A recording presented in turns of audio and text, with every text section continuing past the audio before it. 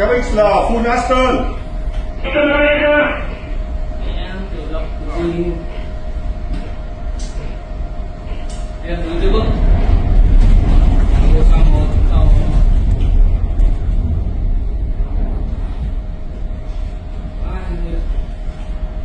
Quay đây em ơi. Đều em quay rồi. It's control Army collision now. Sợ.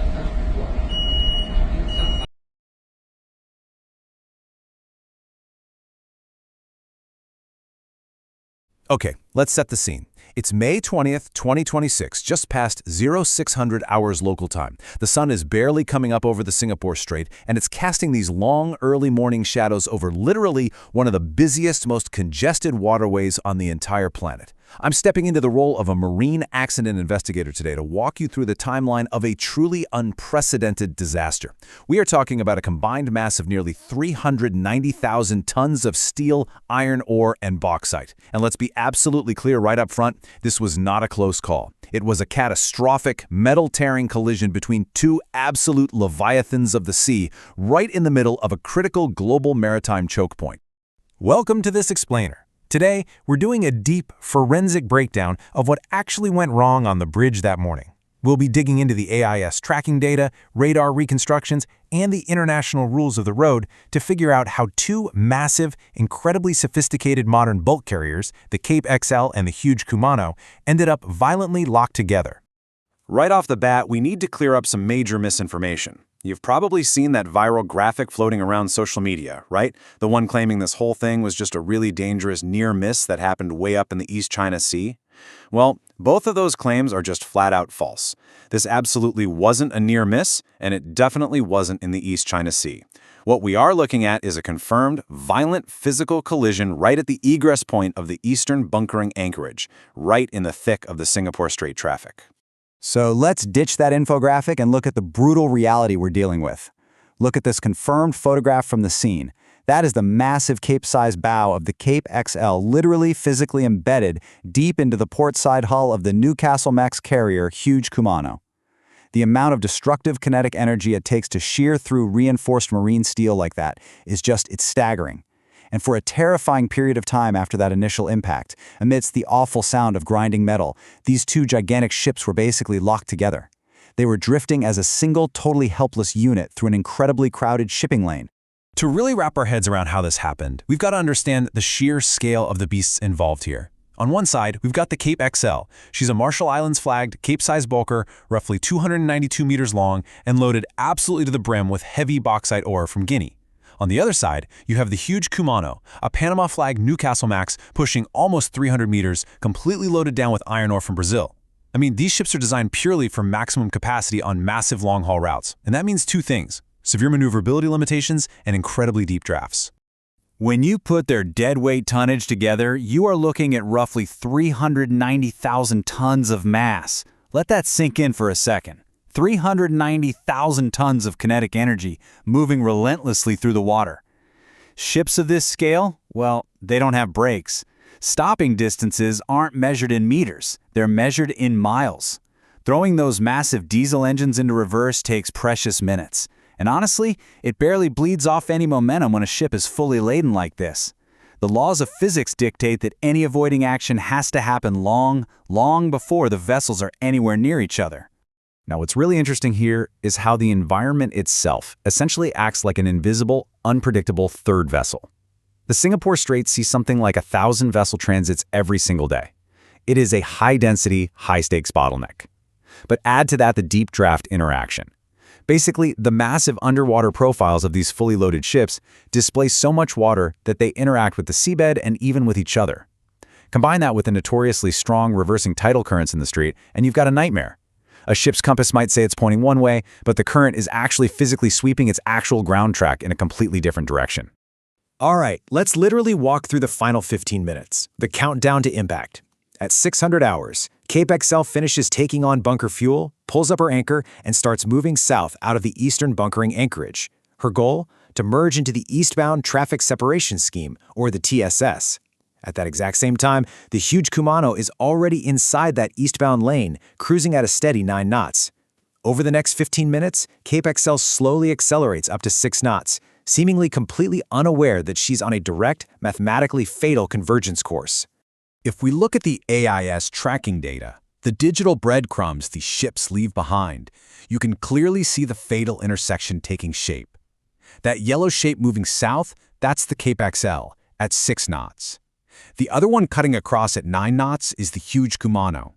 Now, huge Kumano is already established in the traffic lane, which means she generally has the right of way. Cape XL is the one joining from the Anchorage. When you have a ship moving south and another moving east, it creates this rapidly collapsing pocket of navigable water. The margin for error here is, frankly, practically zero. And this brings us to a critical point, the human element, specifically technical failures in bridge team management. Leaving a tightly packed Anchorage and merging into a high-density traffic separation scheme. That is arguably one of the most high-stress, complex maneuvers a bridge crew will ever perform. You're dodging dozens of anchored ships, you're listening to constant VHF radio chatter, all while trying to perfectly time a merge into a fast-moving highway of massive cargo ships. That kind of cognitive overload can easily lead to a deadly loss of situational awareness. The bridge team gets so hyper-focused on what's immediately in front of them that they completely fail to track a 300-meter vessel bearing down on their flank. And remember those environmental hazards we just talked about? This is where they really bite. In the Singapore Strait, those powerful tidal sweeps can grab the massive underwater hull of a fully laden Cape-sized vessel and literally just shove it off its intended path. If the bridge team on the Cape XL was only glancing at their heading and not rigorously calculating their actual movement over the ground caused by the current, well, they were being stripped of crucial maneuvering space without even realizing it. By the time you notice, it's already too late to compensate. So, the crucial point is, who actually messed up here? Let's talk COLREGS, the International Rules of the Road. Now, while the official investigation is still pending, we can definitely assess the likely violations based on the data we have.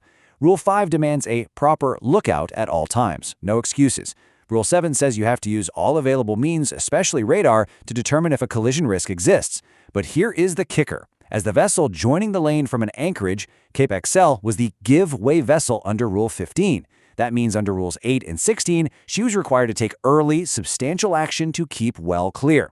But Hugo Kumano wasn't totally off the hook either. Under Rule 17, as the stand-on vessel, they were required to take their own avoiding action the second it became obvious that Cape XL wasn't turning. The hard evidence? It strongly suggests both bridge teams failed to act in time. As an investigator, whenever I look at a timeline like this, I always come back to one absolute fundamental truth of the sea, and it's this. At these displacements, late action is no action.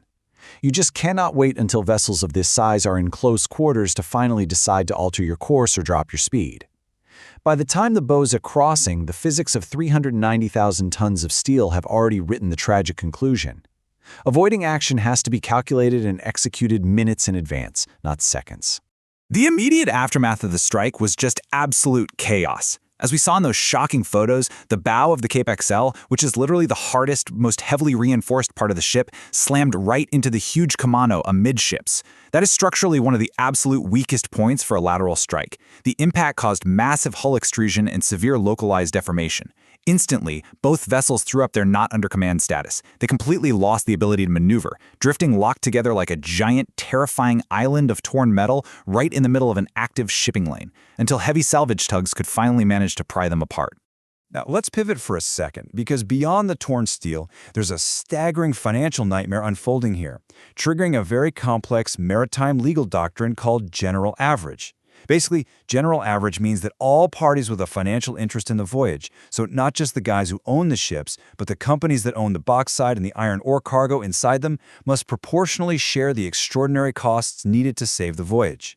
That means cargo owners are going to be legally forced to post massive, multi-million-dollar financial guarantees before their cargo is ever allowed to be released at its destination, just to cover the insane costs of salvage, tugs, and emergency repairs.